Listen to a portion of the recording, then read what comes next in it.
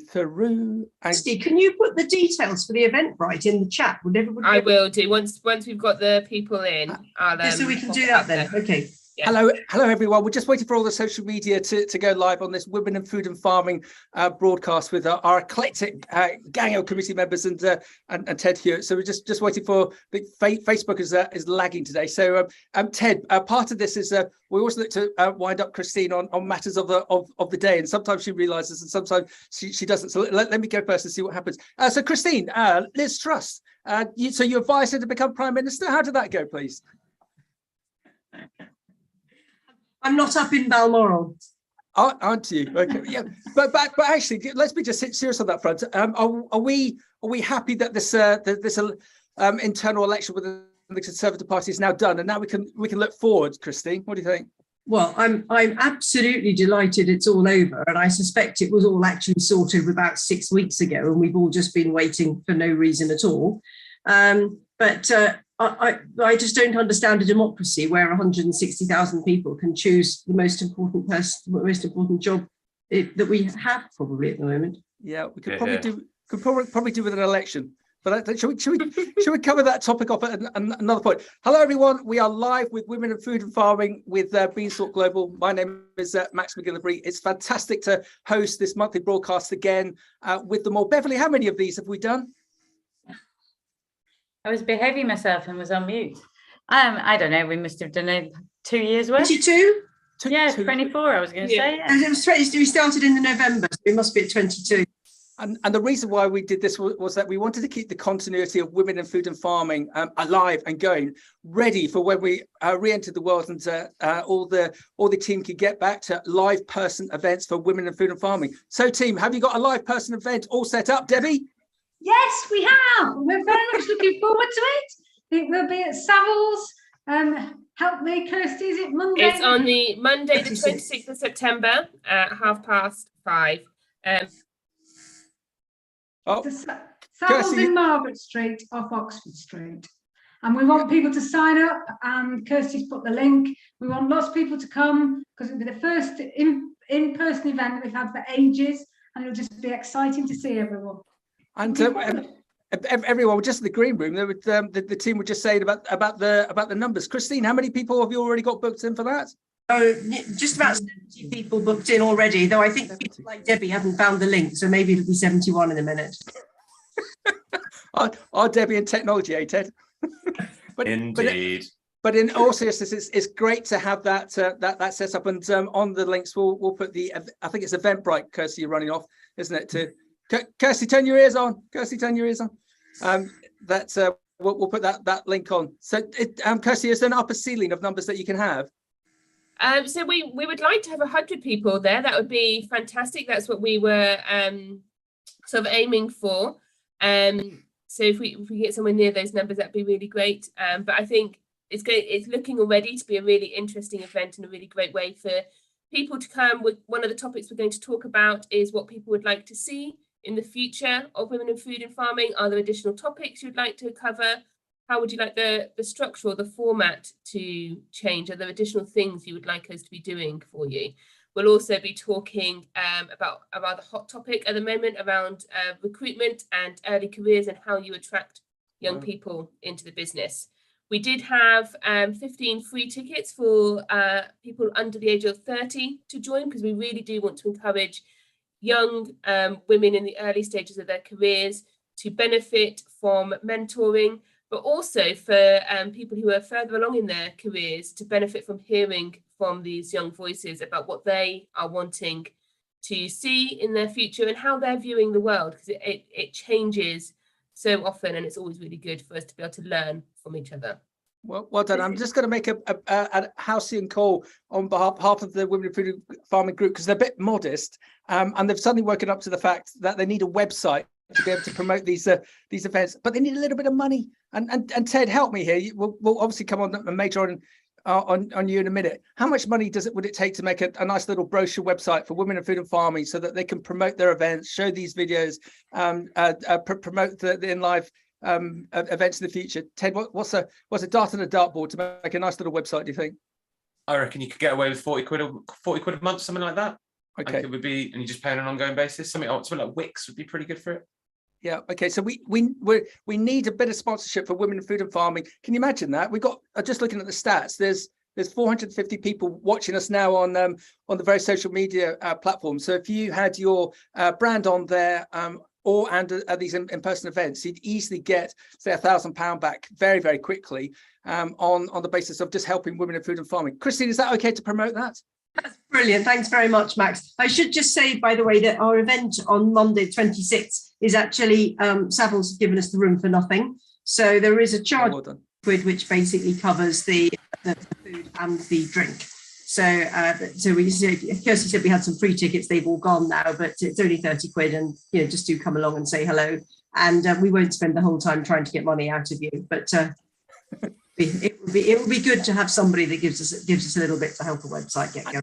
And the Savills site is one to behold. Not only is it in the middle of Oxford Street, Oxford Circus, but the building itself is spectacular. Is definitely one to see. Well, best of all, it's a venue where we all stand up and natter, and then when we want to talk, there's room for everybody to sit down and get off their heels. Yeah, well done, Beverly. Who are women in food and farming? Women in food and farming, well, we're from all different parts of the sector. So anyone that's interested in either joining food and farming, or you're already part of food and farming, or an affiliated industry around that, then everyone's welcome. There we go. Join. And so let's get to the matter of the day. Who owns this son called Ted Hewett over here? This handsome looking devil. Who claims ownership, please? Me. Right, Debbie, explain to us why we've got the fantastic Ted Hewett on, please. Well, Ted does something very different, and I thought it would be really interesting to do something very different. He understands communication in the modern age. He promotes things in a way that I don't. So I thought it would be really interesting to introduce Ted, particularly from a personal brand point of view, and how the younger generation, if you like, communicate much better than we do. So Debbie, well done. And just to put in my 5 pennies worth, I think it's brilliant to have the likes of Ted on, because it really challenges us, because without realizing it, we can get quite myopic in our thinking within agriculture, within fresh produce, within fresh food. And so to have individuals like Ted look at us, analyze us, dictate to us, advise us from a different perspective, from a sector that is, Ted, what do you reckon, 5-10 years in front of us in some respects in terms of marketing and also colleague care. I think we're going to learn a lot from Ted on that basis. Ted, would you agree? Yeah, maybe 5 or 10 years. As neither a woman nor a person in food or farming, it's very hard for me to comment on the state of your businesses at the moment. But equally, when I see kind of the stuff you guys put out, I've absolutely loved this community, by the way. My mum has sent me quite a lot of the stuff you guys have talked about in the past. And having watched it and seen the discussions you've had, it was an absolute honour to be invited along. So thank you very much for having me.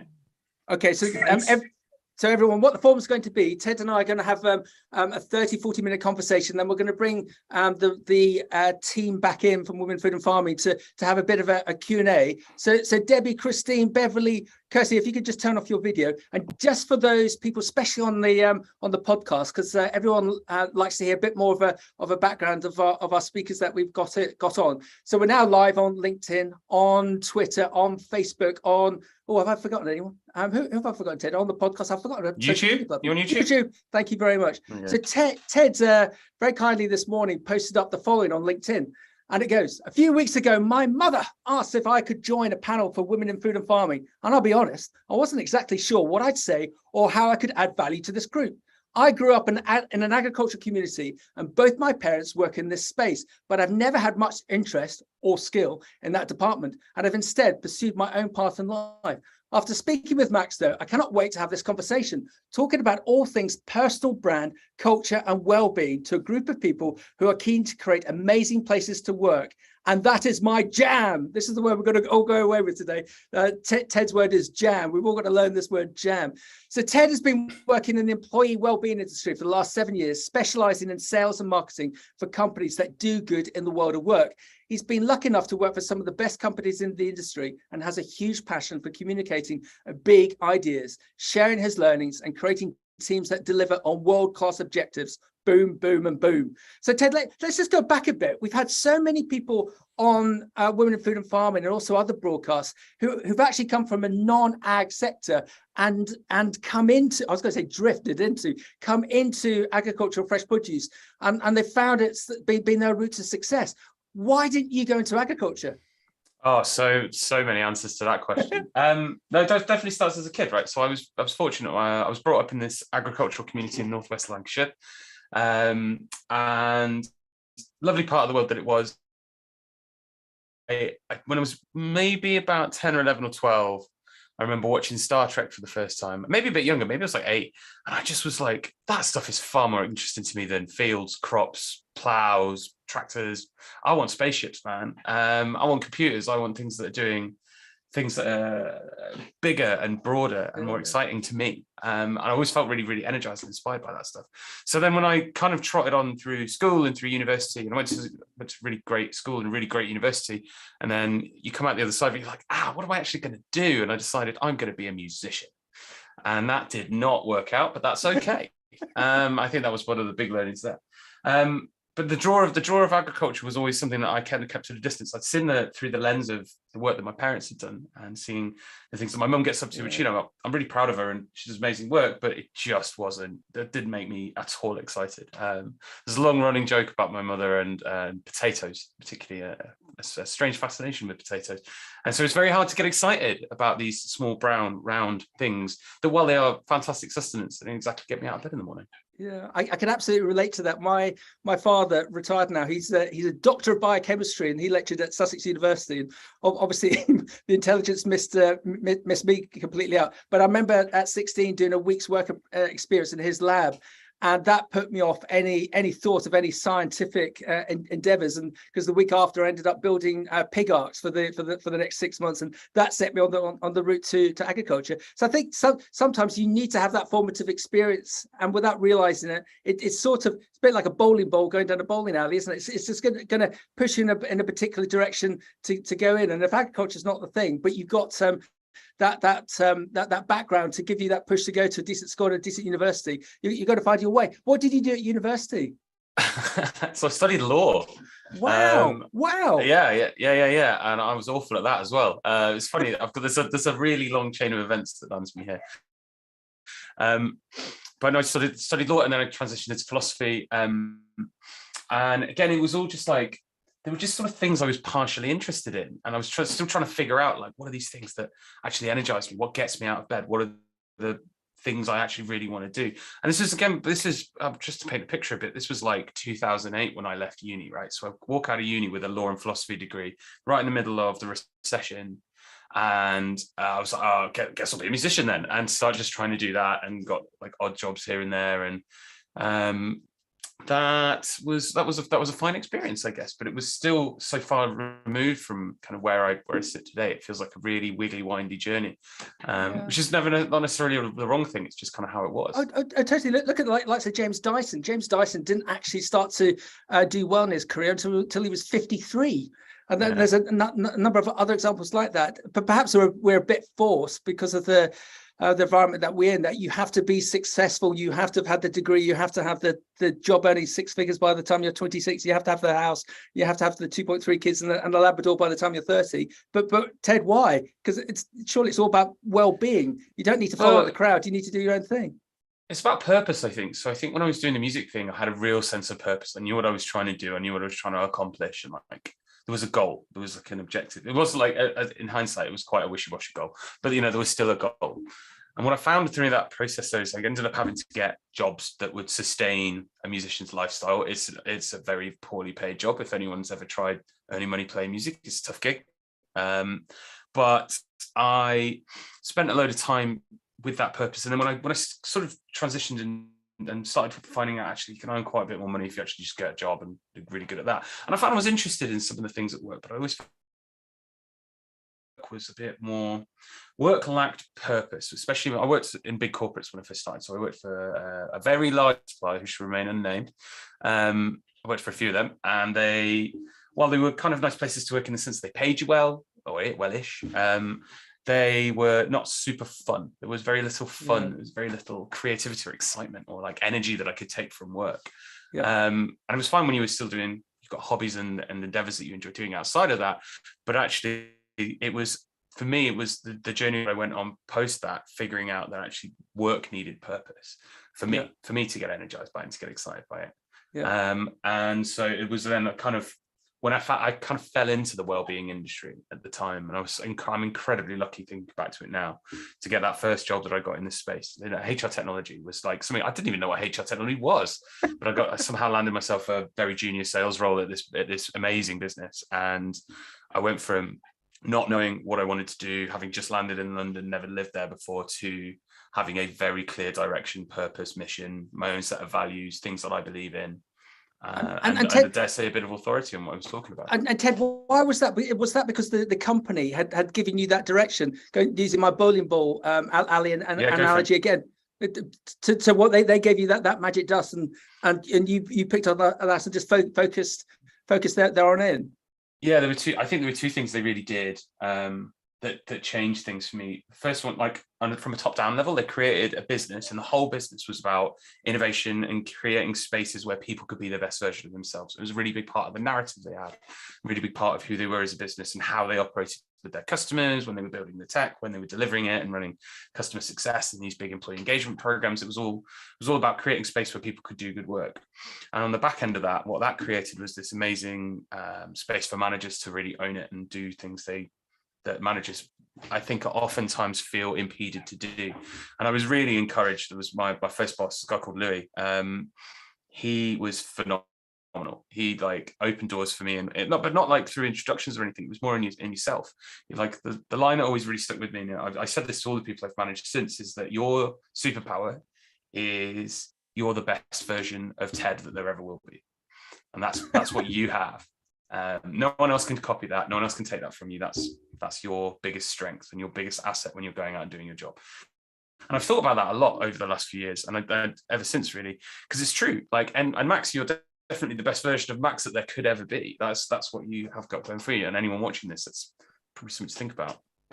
Yeah, it's fascinating that whole aspect, isn't it? In the respect of there's the standard graph that I always talk about from Cranfield University, and one day I'm going to find it again, where they show that those companies that invest in training and development of their teams, of their colleagues, of their staff, see far better financial turnover, see far better growth, see far better turnover, and see far better retention.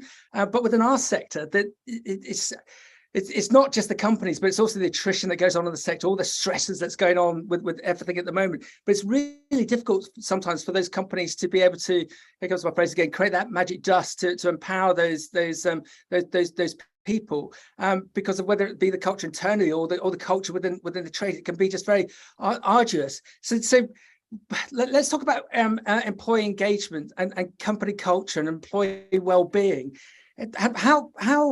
How do you define that? How would you set it up? If someone came to you and said, Ted, I'm going to create a business, or I've got a business and I really want to get this employee engagement sorted and nailed, how do we go with it? Where do we take it? Where do we start? How do we make it work?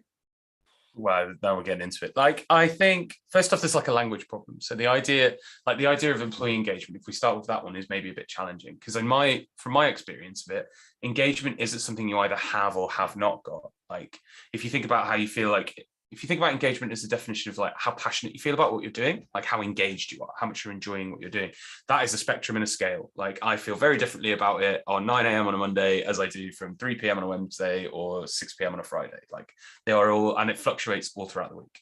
So like to say like I've nailed employee engagement, I think is a really complicated thing in and of itself. I think like there are certain things you can focus on though that I do think make a difference. So like if we take it to something like, and a term I really like actually is employee experience. I think that's probably it's probably an easier one to like internalize and understand. How can I affect the employee experience? Well, I work in marketing for a financial wellbeing provider, right? I work from home 3 days a week.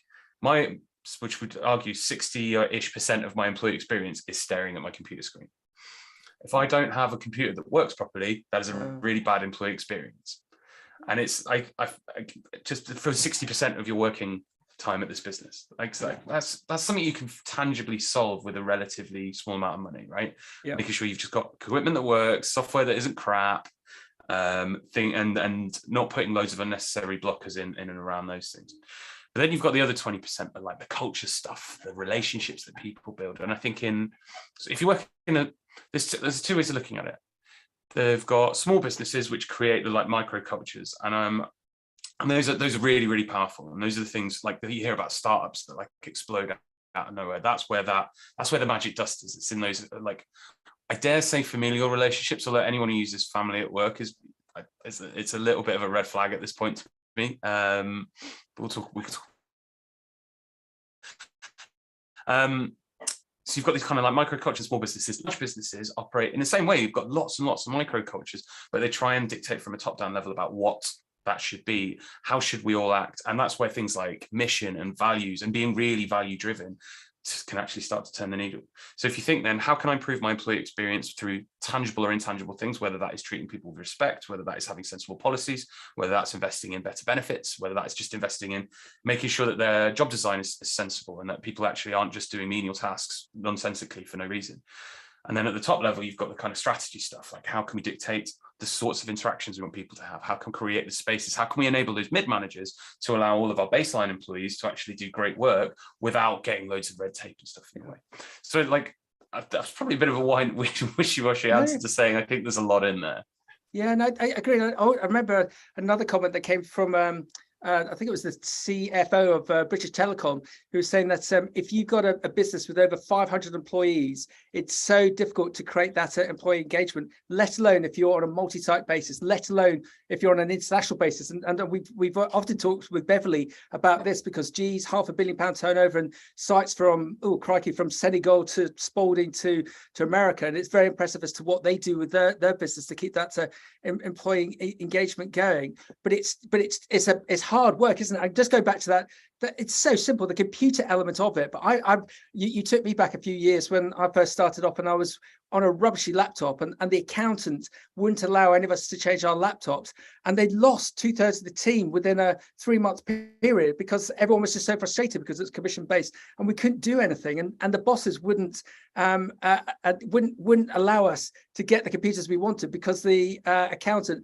had his fingers on the purse string and didn't want. But yeah, for that little bit of investment, the return would have been significant. I'll give you a simpler example. There's a really good friend of mine who, when she got married, obviously she changed her surname, and the change in surname happened during her week off during her honeymoon. She did all the paperwork, did all that stuff.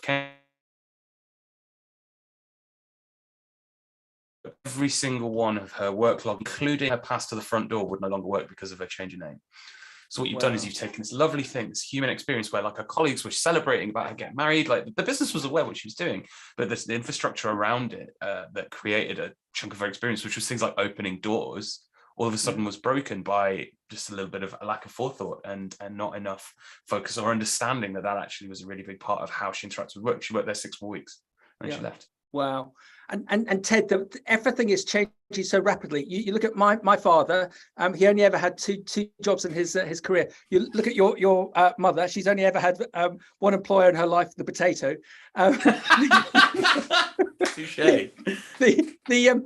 If you look at the likes of my 16-year-old boy, it is predicted that by the time he retires, he's going to have upwards of 40 different jobs in the gig economy, because he'll be able to work for six months, 9 months on a project basis, say designing a website, take 3 months off, travel around Europe, and then get back into another contract, be based from wherever. And so it's and you look at the likes of look at the likes of Gorillas, the delivery app. And their seminal rise over the last 18 months. And if you've picked up on the press and on how they've had to pull out of a number of UK cities, at one point, there were £100 million turnover in the UK, and they were growing so rapidly. And as you say, it was that magic dust of bringing people in, onboarding them, giving them great experiences, giving them great kit. But the model's now not working, and those individuals are now falling away from Gorillas, but bouncing on to the next thing. So do you think there's a change with the work profile out there, that they know that jobs aren't for life, and they're prepared to work for a company knowing that it may only last 18 months or a year, but there'll be something else to then bounce onto. Yeah, massively. I think there's a couple of big things that I see driving that. The big one at the moment is cost of living, which I'm sure none of us are immune to in this room. I'm seeing, particularly at the work I'm doing, I work for a financial wellbeing company at the moment, and what most of our customers are reporting back is they are hemorrhaging employees on the basis that a lot of people will go and leave the job that they've worked in for 10 or 15 years to go and work somewhere else for 10p an hour more. Like it's as crazy as that at the moment. So we're seeing where typical retention would be, typical turnover would be something like 15%, all of a sudden it's 30-40%. Wow. And no, with all respect to the industry that I work in, like great and comprehensive and fantastic benefits isn't going to change that, like unless they're like cash incentivized. So there's that kind of piece. There's also like this understanding that from the pandemic and the post-pandemic world, there is a lot more opportunity out there for people to work in a more flexible way. So there is also, I think there's a large cohort of people who are kind of my age and around my age who discovered actually a couple of days at home is pretty great. I don't have to spend hours and hours commuting every single day. And you can create a world around that. And that's become very, very attractive to a lot of people. But equally as well, I think it just comes down to, it's never one thing. And trying to keep people, businesses are always trying to fight people. Actually, it's interesting in the space I work in, most people, all of the employee engagement stuff always hinges its our return on investment on your retention rate. So I'm sure Beverly and Christine and Kirsty, in fact, we've had conversations about return on investment for investment into like things like HR technology. And I just don't think it's down to something as straightforward as like your platform or anything like that. There's always something in the background. The cost of living is the big driver at the moment. But as we get to the end of that, there's going to be I see this big shift happening where people want more from work. They want more respect. They want more of their own time. They don't necessarily want more money. They just want to live well. I think that's I'm just thinking of that. I'm thinking of that epitaph of the office worker that died, who retired then died, and the epitaph on his gravestone was, "I wish I stayed at the office longer."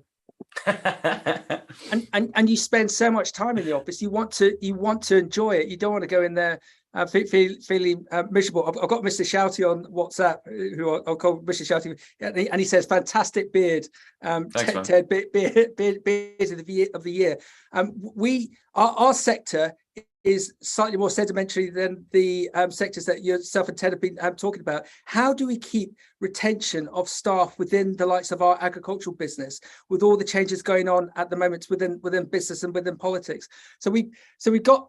I don't want to say we're slower in our sector compared to, say, the well-being sector, but we're also suffering the same challenges. Ted, have you got any tips to employers as to how we can look to retain people as we work through this next 18 months? Because a number of these businesses, they can't just throw money at people to keep them, because they've got their own price pressures because of whether it be energy rates or packaging rates and so on and so forth.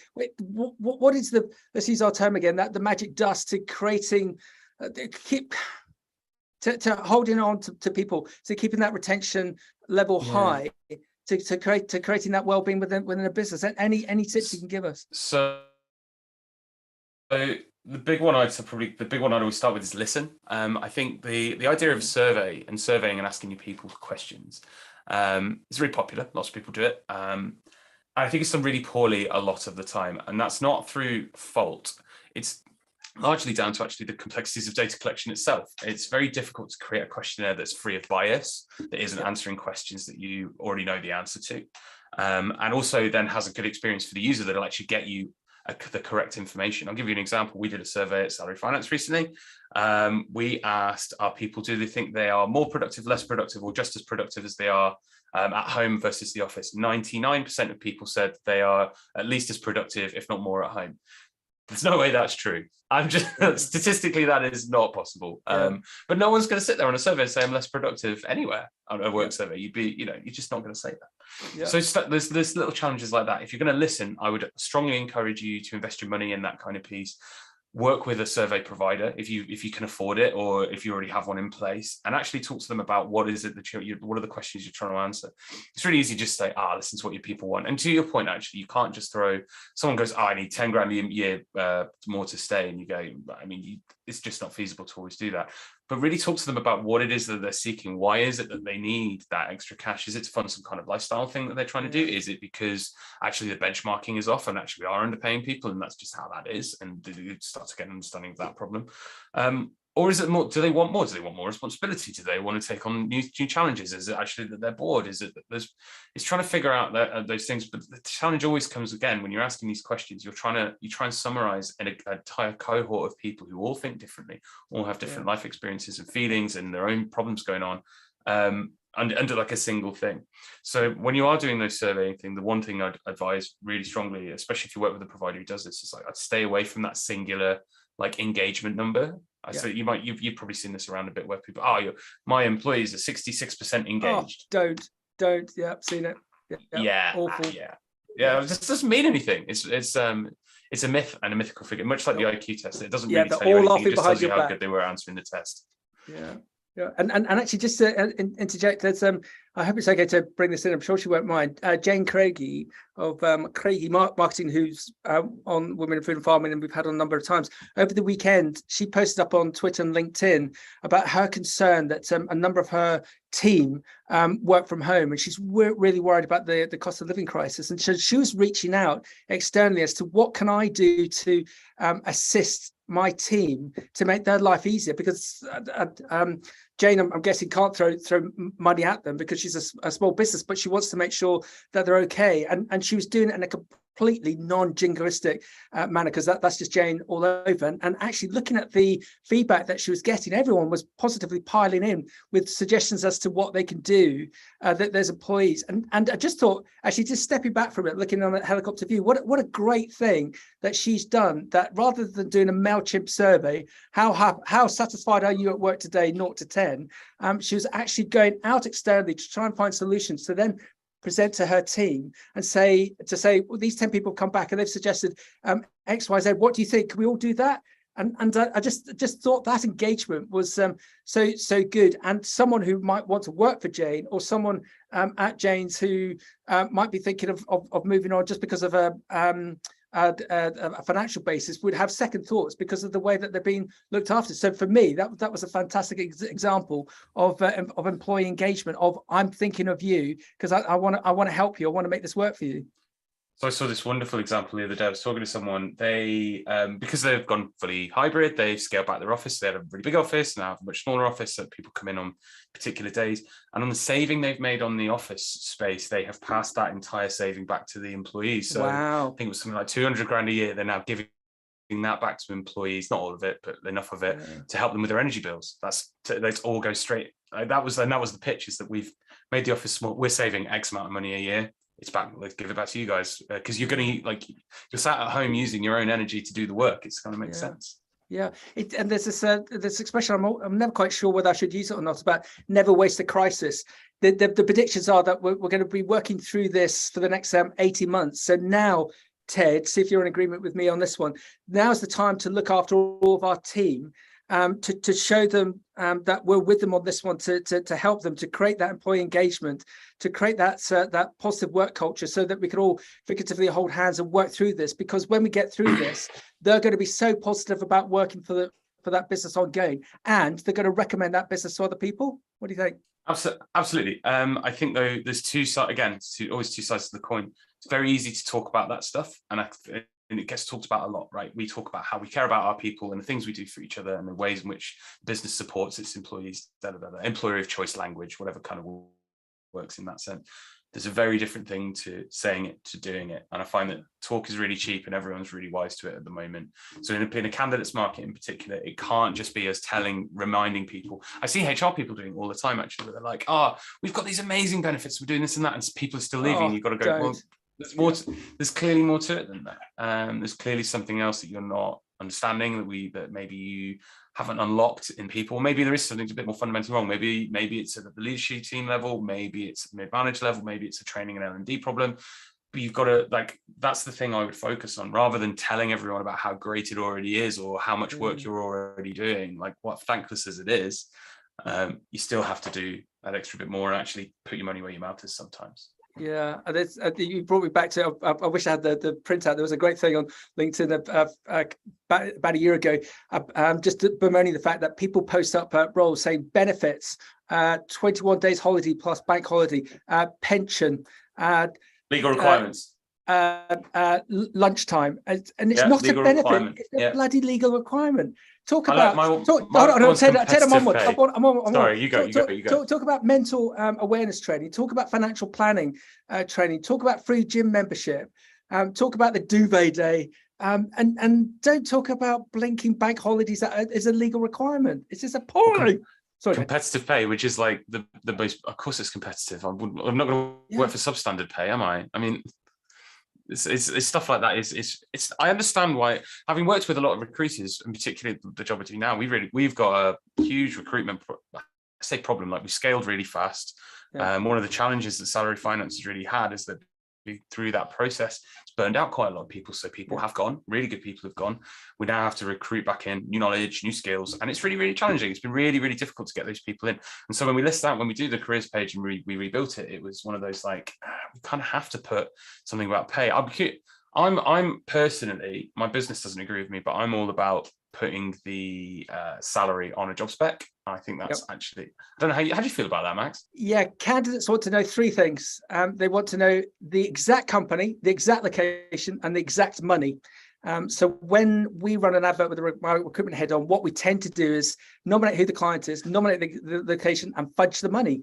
Because within our sector, if you nominate that, just make it up, a farm manager is on 55k plus accommodation plus a bonus, it then causes a problem in the business and down the local pub. Oh, see old new Jack, the farm manager, he's on 55k, and I've always worked with that mantra. But yeah, this within other business sectors it will work, but as a whole, it is a known fact. No, I get it. It's riddled with challenges, right? I just think what it broadcasts as an employer is we're transparent, and I think that is becoming more and more important.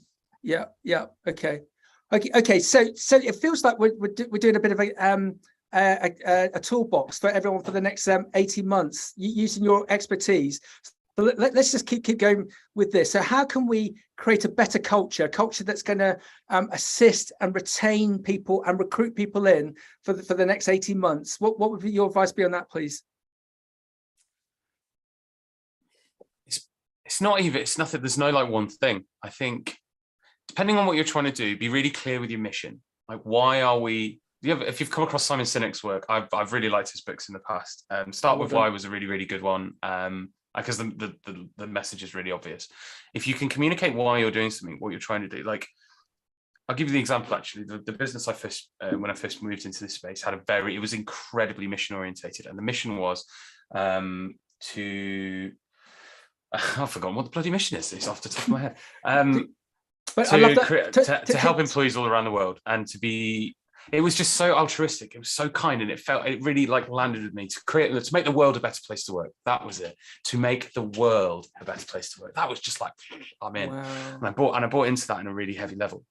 And I think, I'm not saying that, everyone has the kind of luxury of being able to have something kind of grandiose and big and sexy as their mission. Sometimes it needs to be a bit more like sensibly orientated. But I think if you get the kind of buy-in, particularly from really senior people, about like why we're here, can we help communicate why these people should come and do this job, come and work with us and do it all together?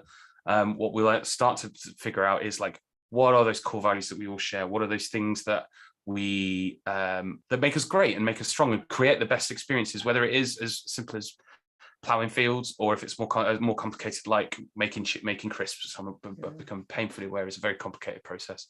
Yeah. All of those in between require great people to do their best work. So if you have a great mission, that gives you great values, allows you great space to do great work. Yeah, Mr. Shouty's just he still thinks your beard's great. I don't know why we'll change it in the last 10 minutes. He's saying about give the Chris Evans example, which is an example we roll out within our friends quite often. So Chris Evans, when he bought Virgin Radio, he said, right, I'm going to have an open door policy. And his door was open. And then he found very quickly he had everyone coming in on a Monday morning to complain about their love life, the fact they wanted a raise, the fact that they wanted 6 months off sabbatical to go around Australia, but they wanted it paid. And he just got overwhelmed because he found he was being too generous with his time with this open door policy, and he didn't know how to control it. And so he had to find people that were better with him on a leadership perspective. And I suppose it comes back to likes of you and I, Ted, unless you tell me otherwise, you didn't do any particular defined subjects on leadership. It's very difficult to find anything on leadership, and you gave that a great example of the boss that you had previously, and I'm sure that you've learned through a process of osmosis from them. If we've got people out there who want to do everything that we've said within this toolkit, how can we make them how can we make them a better leader? How can we make them more empathetic with their team, but not have that Chris Evans issue? What would your advice be on that, please? Mentorship is like number one. I've been really fortunate to have 4 now really strong mentors throughout my career, and some of them have been informal, some of them have been really formal, and each one of them has taught me something really different. I've been also very fortunate. Like my mum was I'd argue was probably my first great mentor in all of this. She was always the one who's like pushing me to go and do something different, do something greater, do something better. But then to get that like outside perspective, you're absolutely right. Actually, the way I lead my teams is exactly how I was led by Louis. Like, and the things that I say and the way in which I do it and the way the people first thing, that all came from him. And I'd had bosses before, but they'd never taken the interest in me to actually like soft coach. It's not as simple as just sitting down with a PowerPoint and going, and this is how one leads. Like it doesn't work. You kind of learn. I learned by doing. Everyone learns slightly different, but I'm a real like I have to do it and get it wrong multiple times before I kind of figure it out. And he knew that, and he helped me do that, and he taught me how to do that, and he gave me enough responsibility that I could flex those muscles and expand into that space. And then when I got the next job, which he was very sad to see me go, but also was incredibly helpful in me getting the damn job. He was on the phone with me probably certainly in the first year, probably every 2 or 3 weeks. I'd be like, I don't know what I'm doing. I don't know how to do that. And he, this was well outside of his job remit. The guy's a busy dude. But he would always make the time, always tried, and always passed on that sage advice. So yeah, if that's where you're kind of thinking at the moment, I think mentoring in terms of like learning those leadership skills, if you can't, like to your point, you can read books on it and you can go do it, but actually it's really dependent on the environment you find yourself in, the environment you create, how you can go about leading. So I would strongly advise the mentor thing. I know my mum's really into that. And I'd also, the other thing maybe to think about is I'm not a religious person at all, but the Christian advice of like treat others as you would wish yourself to be treated is pretty solid advice in life. And if you ever feel you're in a leadership position where you feel like, oh, I wouldn't want that to be me, like dig deep there, and in those moments, those are the things I think you can make better decisions on. And it also isn't a bit about learning to say no, but with a positive justification. That as a leader, if someone comes to you to say, I want 6 months off Australia on a paid basis, no, but this is why. If you work towards this, we perhaps can review it as winging as normal. But just thinking about that Chris Evans thing about all these people coming in, that you've got to. Oh, I don't really like the word respect or anything, but you've got to. At the end of the day, you are the boss, and you need them to do a job. But the best employee is the one that's managing you, isn't it? Rather than you. Absolutely. I think there's the example there. Again, this goes back to some Sinek's work. He's really good at this stuff. It's about having difficult conversations, and a lot of it is in those relationships, in those power dynamics. A lot of the time, the person who's kind of either giving difficult news or instigating like what you describe as a difficult conversation, saying no to something, often doesn't know how to start it, or has never been coached or trained in what to say in those moments, what to do. And it's a really good piece of advice. And I've absolutely started using this. And Mum, if you ever hear me talking like this, you know where it's come from now, is you start by going, I am afraid that I have something difficult to talk to you about, but I am afraid that I am going to say the wrong thing, and it's going to not come out the way I want it to, but I want to have a really productive conversation. Where would you like me to start? And it's like that, that was such a thing with me. I've absolutely done it to my missus as well. I'm so sorry. But it's like when I have to have those really hard conversations, whatever it's about, like just starting from that position of vulnerability and going, I do not want to do this either, but we have to talk about this. Has been such a game changer. And do you think that would assist if you've got a toxic work culture to take that sort of approach? Right, the toxic work culture thing. This is a bit of a loaded question for me, because this was the best piece of advice I ever saw given anywhere. Someone raised that. I was in a well-being seminar. Someone raised their hand and asked the panel and said, right, I've got the leadership team do not believe in engagement. They're not interested in doing it. I'm a HR practitioner. I've been struggling with this for ages. What do I do to convince them? And the panel all unanimously agreed, go and get a new job. Wow. Like, so there comes a point where you just have to draw a line in it and go like, I can't do that anymore. I was talking to a really good friend of mine, actually. He's handed his notice in without another job because he's had just such a bad fallout with his line manager about something. It's relatively arbitrary in the grand scheme of things. Yeah. But it comes up time and time again. If you're fighting the layer above you all the time, you're maybe doing the wrong thing. And a lot of that toxicity comes from there. And some of that is lack of communication, like the person in that position saying, maybe not explaining the why, or that maybe there's kind of more going on in the background. Some of it might just be frustration with the business in general. But if you're really experiencing toxicity, you've really got to ask yourself, like, what's it doing to me? And is it actually do I need to be here? And if the answer is yes, then okay, there's maybe some things you could do to protect yourself, the barriers and that you can put up, or the distance that you can give yourself between yourself and your work. Like, that's some advice you can give. But ultimately, like, go find a new job. Okay, so Ted, that's on an employee perspective. What if you're an employer and you're aware that there's a toxic work culture? Is it a matter of just finding out the bad eggs and just realizing that if you don't sort this out, you're going to have an ongoing problem? In all seriousness, yeah, that's really sound advice. It's a really difficult one as well. There's this whole, is it Brene Brown talks about firing brilliant assholes? Yeah. Which is but it's so difficult to do if your top performers or your top earners are also the cause of the biggest toxicity in your workplace. Like, what are you going to do about that? The reality of it is, it depends where you're investing your effort. If you're a very small business, doesn't matter. Like, you need the money, frankly. Like, toxic culture is the least of your problems.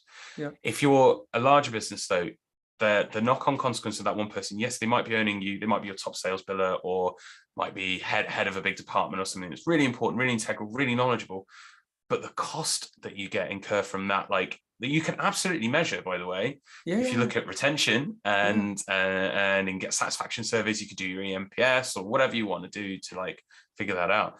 But if you're not addressing that, all you're really doing is hurting your business long term. If you're not addressing that, some of that will be behavioral, but there comes a point where you do have to say to people, I'm afraid that regardless of the value you're bringing to this business, that this is the line, and I'm afraid you've crossed it. And I've very few businesses in my experience are willing to go there.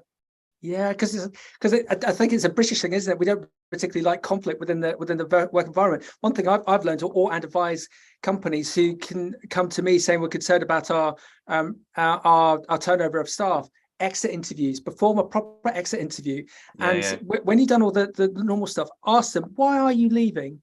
And then ask them again, why are you leaving? And then ask them again, come on, why are you leaving? And with one particular client, it turned out to be one individual who was just so disruptive that the small management team knew nothing about the vindictiveness and the bullying that was going on. And they'd had 3 people leave in a very short period, and none of them they were all frightened of this individual, and they found out what the problem was and subsequently removed it. And it was happy days with one of the individuals actually going back to the business because they actually liked it. So maybe like the more important question isn't why are you leaving, but what would make you stay? Oh, well done. Oh, I like that. Yeah, and Ted, but sometimes you need to ask the question 5 times to get the answer to. So it's a bit psychological, but to break people down, not break people down, but to get them to finally reveal why they're looking to move on. So Ted, we're slightly running out of time, but just before we bring the rest of the team back in, marketing. What role does marketing play in the workplace in the respect of well-being and staff retention and attracting more people in? So I think about it, particularly about communication, right? Yeah. One of the biggest things we learned through the pandemic was how important it is to communicate. And the advice everyone was giving was over-communicate, which in hindsight was pretty crap advice. Because the problem we now have is just everything got really busy. And what you end up with at the user end is just like noise. It's like too many notifications on your phone. Like you just can't distill the important ones from the dross. Getting your communications right is especially in large businesses, is so important. It's so difficult. I have not yet met a single business that's like, we've nailed communications. Apart from, I can think of one example actually, where they have just a massive, they've spent a huge amount of money, time, effort, and a huge team just on internal comms. And they make it cool, they make it trendy, and it kind of works. But like, it's just a really, really difficult thing. I'd be really clear with the channels that you want to use when you're communicating. I'd be really clear and visible as a leader, like how you want to communicate. And I'd embrace new types of technology. I've seen more and more people doing like video stuff, which is awesome. And I remember actually talking with, was it Andy Clarkson from Greenvale? He did tons and tons of video stuff about talking about where the business is going, what you guys were doing, and why they were doing it. It was him stood out in fields talking about it, but like, it was a really helpful way to actually communicate these slightly more subtle and nuanced messages with a human face. It's not just a case of corporate says, it's actually a case of, well, this is what we're doing, and let's talk about it like people. So like, invest time and effort into your comms. It is not an afterthought. And so when you ask about the marketing thing, a lot of the time internal comms either sits with HR practitioners, who are maybe slightly more generalist, or maybe specialist. If you're specialist into that, kudos to you though. Or it lands at the feet of marketing. Marketing do a great job externally communicating, but then as a byproduct, they have this kind of like, oh, and you have to do the internal comms piece as well. And that seems to be the one kind of pitfall it is, because the internal piece is just never going to get the love that the external one is, because it doesn't generate revenue in the same way. So my advice again on that would be, sort your comms piece out, have someone who really owns internal comms, is responsible for it and cares. Because when you've got that level of care and respect for it, and you actually put the effort and energy in, what you'll find is that all the other things start to fall into place a bit more. People know where they're supposed to be. They know what they're doing. You can have the great mission, but if you don't communicate what it means and how we live it and what it actually impacts us and the rest of the business, it's kind of moot. Well done. And to me, it's a bit like the example that we started off with. Team, do you want to come back in? Debbie, Christine, Beverly, Kirsty. It's a bit like the example of the computers. If you give someone a rubbish computer, they're going to get very dissatisfied. And likewise, but it costs nothing to fix in the grand scheme of things. But communication, if you just spend a little bit more, and not just financially, but and time and resource to make that communication better, again, like that computer example, it's going to make the culture of the business that bit better, Ted? I believe so. It's all small increments. There's no one thing that's going to go. Anyone who says they're selling you the one thing that can fix it is lying. I've definitely said that to a few people in this room before. No, it's all small incremental change. It can take a really long time. You've got to be patient with it. But ultimately, if you put the time, effort, and love into it, it'll work out. The love into it.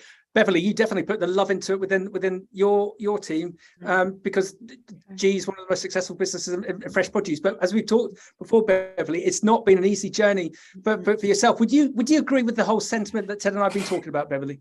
Oh, absolutely, Ted. That was a fabulous talk that you've just had with Max. Really enjoyed it. Lots of ideas there. And I think the thing that I'm taking away, which I work with every day, is that there is no one solution, and it is about trying to treat everyone as individuals. And I think, Max, you're right. We spent some time a few sessions ago talking about values and culture and the importance of purpose. And that's when that point got raised, which you said how important that is, Ted. And in terms of purpose, I think that's becoming more and more important as we move through millennials through to the Gen Zs. And there's a different expectation of what the workplace is all about. And then the other thing that's kind of coming to light for us, that the influence of trust and the influence that trust has on building those levels of engagement. And the model I kind of like to reference here, Ted, I don't know if you know, is that Stephen Covey one, which is about the Covey one, so the trust matrix, which is about competence and of course about character. So the competence part we know we can help with. So training, development, attachments, great communication, getting the right kit so that people can do their job well and more easily. And then the character one is that about kind of integrity, transparency, and making sure that you promote and celebrate when someone is behaving in the way in which generates the levels of trust, and then people seem to be kind of more content with where they're working. Beverly, can you give your boy analogy again? Can you remember that one? Yeah. So the boy analogy is, so that's a boy as in the sea. So above the water are the behaviors and what you see somebody doing, and then below the water is their values and their beliefs. And it's those that it takes a little bit of time to get to know, but once those are aligned and they're anchored in the sea, the behaviors then don't float too far away from those core values. Yeah, I remember that, because that was just such a brilliant analogy. Kirsty, with all of the businesses that you work with, that you deal with, you must have a bit of a juggling act, because you're seeing so many different cultures. Oh, there's the good, the bad, and the ugly. So you must be quite influenced, and you must have MDS grads coming to you, trainees coming to you for advice. Absolutely. And one of the great things about working with so many different businesses is that we can see that there's a place for everybody. You don't all need to be doing the same things, and not everybody needs to have the same core values, because people, particularly people going into their early careers, they all want different things as well. So you've got to be honest about what you're doing. Don't go out there and say, oh, we're really focused on employee welfare and sustainability, and we want to listen to everybody. If that's not actually how your business is going to be able to function and operate, be true to it, because there will be people out there who will fit within your values. But what we're definitely finding is that people want to know that they're not just sort of whitewashing. I always think of H&M and all the trouble that they've got into with their sort of called green washing, where they're saying that all their clothes are sustainable, but actually they're not. And actually now people are furious with the brand because they weren't living up to the values. So just be honest with what you are going to do and think about how you can do it as well. Yeah. Christine? I think I would say that nobody leading a business actually wants to have dissatisfied employees. And I would always challenge anybody, if they're not happy or there's something that's not right, go and tell someone, go and tell the boss, go and tell somebody, because you will be doing them a huge favor. They're not deliberately running somewhere where people aren't happy. And if they don't listen to you, go back to Ted's recommendation. If you've made your point and don't listen to you and they don't change anything, you're in the wrong business. Yep, it's a candidate. Please tell people, because nobody is deliberately running somewhere where people are not operating at their best. Remember when I was recruited on the milk round, Mars Confectionery said to me, most people will give 70% of what they can at work. And, you might come here and you might decide that you're going to give us 90%, and that's wonderful. But what we really want is people that can get whole teams to lift themselves from 70 to 80, because that's much more than one person at 90.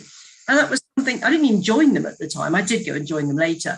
But I kept thinking about, it's not all about me. It's about how I can try and get the best out of other people. Yeah, well done. Debbie, you must be very proud of this Ted chap, mustn't you? He's definitely interesting and different. I don't know how he comes to be doing what he's doing, given that he was supposed to be saving the world one cabbage at a time at one stage. Yeah, but seriously, just to reiterate the question to you, you've worked with a myriad, a select number of businesses, whether that be in the supply side or with the likes of Sainsbury's. You must have seen this whole cultural element play out in all of its manifestations. Yeah, absolutely. I'm very lucky to have worked for Sainsbury's and PepsiCo, and both of them have amazing cultures, structure, and the ability to be a better version of yourself. And I explained when I moved to Sainsbury's and when I moved to PepsiCo, I explained to Ted and his sister exactly why I believed in what they were doing. Because needless to say, when you move to somewhere like PepsiCo, the kids are saying, "What do you mean you go into the crisp people?" Yeah, but from the fresh produce industry. But actually, yeah, there's a real mission and a culture behind PepsiCo, and it's actually about wanting to feed the world better. Yeah. And with better stuff. But that'd be funny. People are still going to snack. So how can you make that a better way of doing? And it was actually a really empowering culture. So yes, loved it. Very lovely. Thank you, Debbie. Ted, do winning businesses have winning cultures? Absolutely. Oh, absolutely. I'm trying to think of like an example. Actually, it was one of the examples you were giving before. We were talking about before. I was thinking about Brewdog. Brewdog were famous for having this fantastic culture, and look at the trajectory they went on. But as soon as you pierce back the veil, and as soon as that came undone a little bit, the damage that it's done to both their shares, their brand, their reputation. I don't think they're not going to go away, but I don't think they'll ever be what they could have been. So yes, winning cultures are absolutely critical to success, but only when they're done with trust and honesty. Ted, well done, everyone. We're running out of time. Ted, could you just summarize for us? We got. I'm sorry, I'm putting you on the spot here, and you weren't expecting this, but we've got a challenging 18 months coming up. I've always been told that whether there be a world war, world recession, world pandemic, if you're in the eating game or the cleaning game, you're going to be fine. So we're all in the eating game, but we're going to have this tricky 18 months. What would your advice be to employees, people who work within the food industry or the ag industry, or people that employ within the sectors, as to how we can energize everyone, whether it be an employee or an employer, to get through the next 18 months? What would your advice be, please, Ted? Number one would be take care of yourself. I think that's it's one of those things, whether it's mental health, whether it's financial well-being, whether it is your diet, your exercise, whatever it is, it's very difficult for you to inspire anything in other people if you're fighting that yourself. So take care of yourself. So it's not even fix yourself or any of that stuff. If you need to go to therapy, go to therapy. If you need to tell your parents you love them, tell your parents and kids you love them, whatever it is. But if you can be happier within yourself and you take better care of yourself, you're able to do that both to the people around you, but also the people who you work with. Yeah, well said. I wasn't expecting you to say that, but everyone, that just makes so much sense, doesn't it? If you're positive in yourself and you walk into the office on the Monday morning, you're just going to have that aura about you, aren't you? That was actually that was one of the jokes I always made. If you want to improve a company culture, like just walk in the office with a smile in the morning, it actually doesn't cost you anything. Yeah. rather than a new computer. Christine, are you going to wrap up for us, please? Well, I just wanted to say thank you very, very much, Ted, for coming and chatting to us about something that, it was just lovely to hear, and it made sense, and you were just ticking things and things. Yes, but it's just great to hear it all put together by somebody and very eloquently. So thank you very much indeed. And everybody, you might have noticed that we actually had two men speaking to us most of the way through the meeting today, and that was a sort of a first for us. Good grief. Make any big song and dance about it. We just decided it was a topic that we wanted to cover. But just a reminder, we have got our in-person event on the 26th of September. We've put some links out. I've tweeted it today as well, but if you can't find it, just look under Eventbrite Women in Food and Farming and you will find it, and you'll be able to buy your ticket and come and join us on September the 26th in the evening. Thanks to Savills, it's a really very good value because they're giving us the room. But thank you all to my lovely panelists that just keep coming, and to Max, you're such a stalwart of everything that we do. So thank you very much indeed. No problem. And just to say, because Christine's going to be too modest about it, the Women in Food and Farming would like about £1,000 sponsorship. Come on, it's nothing to create a website that your name and brand will be on for the next 3-4 years. And Ted doesn't know this, but Ted's going to build the website. Oh, he knows. He knows. He's been ensnared. Everyone, well done. That was brilliant. We'll see you at the next one, and all of you amazing ladies have a fantastic time at Savills at the in central London at the end of the month. Thank you, everyone. Thank you, Ted. You're brilliant. Thank you. Thank you, everyone. Bye, everybody.